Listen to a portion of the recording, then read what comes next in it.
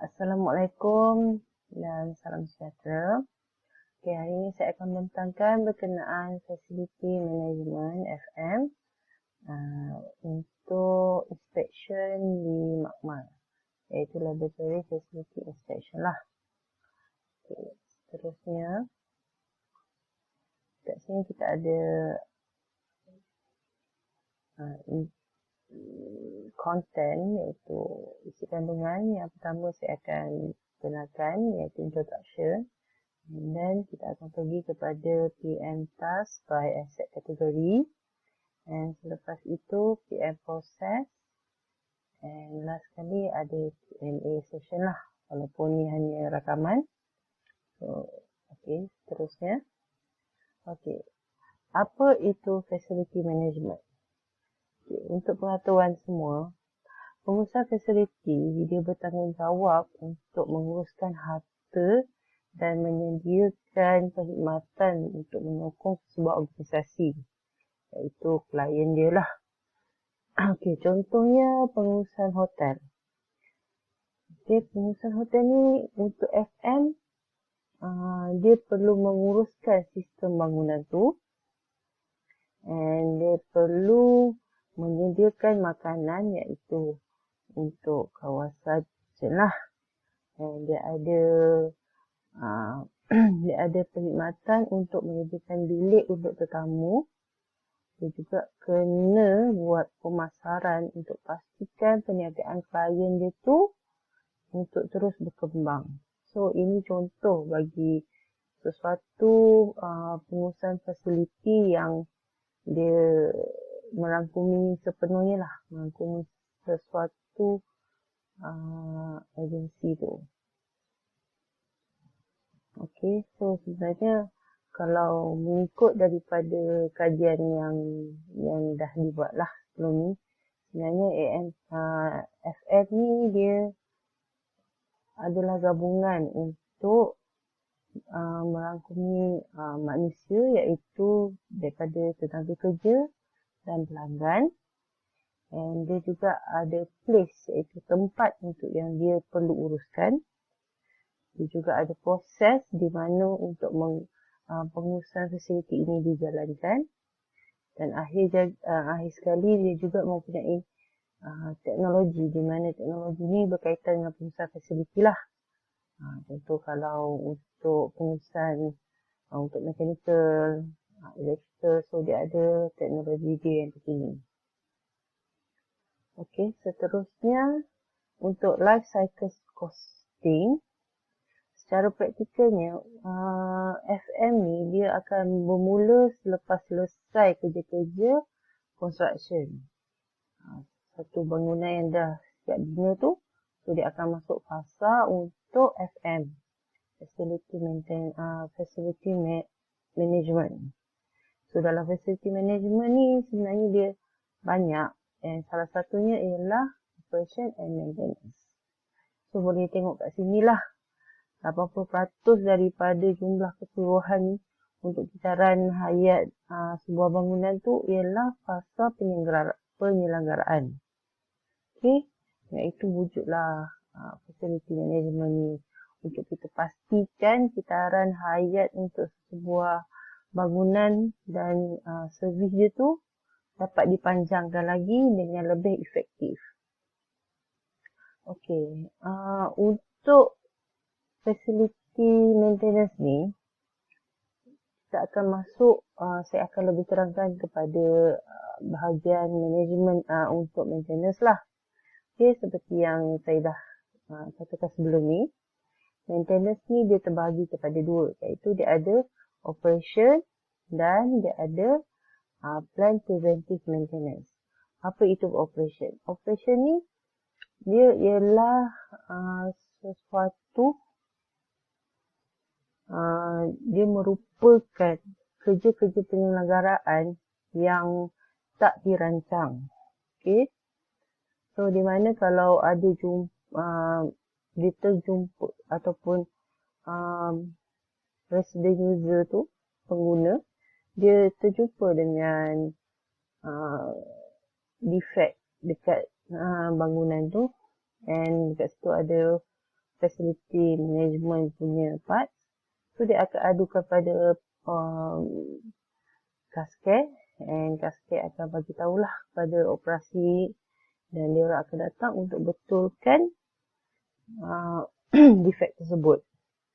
So, kat situ ialah untuk kerja-kerja operasi.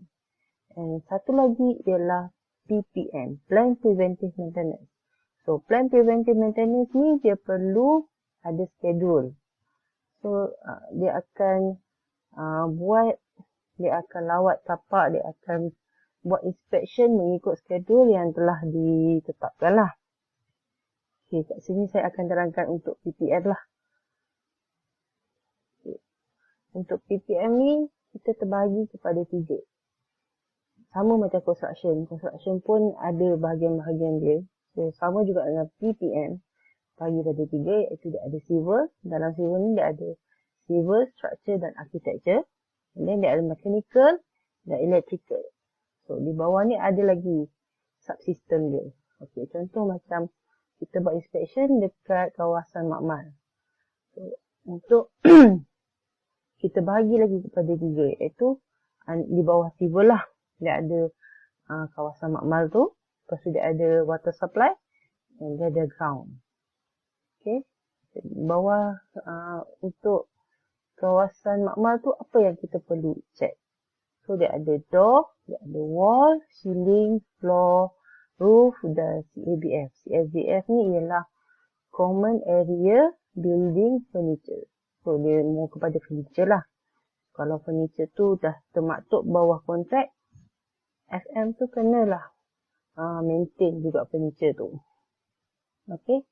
Untuk water supply, dia juga kita bagikan kepada 2, iaitu kepada tank and piping system. Untuk ground ialah drainage dan sewerage. And untuk mechanical kita bagi kepada 4. Sebenarnya dia banyak lagi cabang. So ini apa yang kiranya general lah untuk dalam kawasan makmal. So dia ada mesin, dia ada air condition, and dia ada ventilation system, dia ada firefighting system. Untuk electrical pula saya bagikan kepada 3, iaitu lighting system, switch dan ICT. Okey, seterusnya kita akan pergi kepada PM process, Preventive Maintenance Process. Okey, sebelum kita buat apa-apa, kita perlukan plan. So, dekat sini kita akan sediakan satu schedule, jadual. So, kita ambil basicnya ikut bulan lah. So, sebulan punya jadual. Okay, kat dalam tu apa kerja-kerja yang kena buat. So, and then kita akan execute untuk kerja-kerja PM ni mengikut checklist yang telah ditetapkan. Dan kita kena masukkan juga dia punya bukti kerja. So, ada PM attachment. Selepas selesai untuk kerja-kerja inspection ni, kita kena compilekan checklist tu semua, compilekan attachment tu, and kita kena buat report and submit kepada kita punya klien untuk proses claim. Sebab apa-apa kerja yang kita buat pun kita nak duit kan. So, itulah bukti yang kita dah buat kerja untuk klien kita. Okay, saya akan tunjukkan contoh PM schedule. Okay, ini merupakan PM schedule yang digunakanlah masa saya bekerja dulu. Okay, kat sini kita boleh nampak dia ada sistem, subsystem dan PM task. So, sistem ni ikutlah. Dia ada civil, mechanical dan electrical. Subsystem yang kita dah bagi tadi. And PM task dia. And dekat sini dia ada frekuensi. So, dalam frekuensi ni dia akan tunjukkan sama ada kerja tu dalam monthly, bulanan, dia ada kerja quarterly, 13 kali, ataupun yearly. Okay. So, dekat sini, kita akan tick lah. Bila yang kita akan buat, kita akan minta technician buat inspection. Oh, sebenarnya dia ada 2. Satu, kalau orang panggil building inspector. Tapi kalau ada juga yang panggil technician untuk kerja-kerja check ni. Okay. So, kat sini kita dah schedulekan lah ikut kerja-kerja yang diperlukan. Ini kita boleh tahu berapa banyak jumlah aset yang ada. So, sebelum apa-apa nak buat, kita kena check dulu aset tu ada berapa semua. Dan baru kita boleh keluarkan jadual. Okey, seterusnya ialah PM checklist. Contoh untuk PM checklist yang digunakan. Okey, seperti ni. Ini untuk tangki lah. Ini daripada syarikat lama saya. Okey, kat sini dia ada jenis tangki yang digunakan, nombor tas, nombor aset. Dan dia juga tetapkanlah safety precaution dia, apa yang kena ikut, apa yang kena bawa masa buat inspection. So, kat sini kena baca juga apa tas-tas kerja, apa kerja-kerja yang perlu dilakukan semasa kerja inspection. Kalau monthly, ikut monthly lah. Kalau half yearly, kena ikut half yearly dan ikutlah kalau yearly. Okey, so kat sini juga kalau ada, contohnya ada kerja-kerja yang macam aset yang rosak ke, boleh masukkan kat sini. Okey, kat sini last sekali, dia kena sign and then supervisor dia. Dan dekat sini, dia punya engineer akan sign. Okey, seterusnya. Untuk attachment. Ini contoh template untuk attachment yang digunakan lah. So, ini ialah untuk dia punya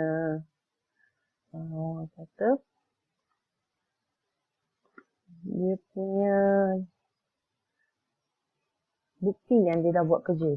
So, kalau klien dia nak minta 6 gambar, kita letak 6. Dia kena letak 6 lah. Kalau minta lebih lah. Ini untuk kita tahu kat mana kawasan kerja dia, gambar tu gambar kat mana. Okey, setelah selesai semua kerja-kerja ni, kita kena compile and jadikan dia satu report untuk kita hantar pada klien untuk bukti kerja. Okey, ini contoh report yang saya buat masa saya kerja dulu. Okey, ini saya kerja dengan kontraktor lah masa ni. Kita ada summary kerja dia, kita ada sign. Ini contoh kerja yang telah dibuatkan. Masa tarikh ni akan ikut dalam skedul yang kita tetapkan lah. Kita kena ikut skedul tu. Dia kena tulislah tarikh. Kalau pas, kalau tak macam yearly ni belum sampai masanya, dia akan jadi NA. And then dia ada sign, tarikh semua. Okay. So, itulah antara proses yang perlu dilakukan. Okey. Terusnya. Okey, kesimpulannya. Untuk kerja-kerja PM ni dia akan berulang setiap bulan. So, dia ada PM schedule, dia ada leave detail, dia ada checklist, dia ada closing, and then dia ada summary dan compile dan hantar. And next month kita akan ulang lagi dan ikut schedule yang telah ditetapkan. So, sampai di sini saja. Terima kasih. Assalamualaikum.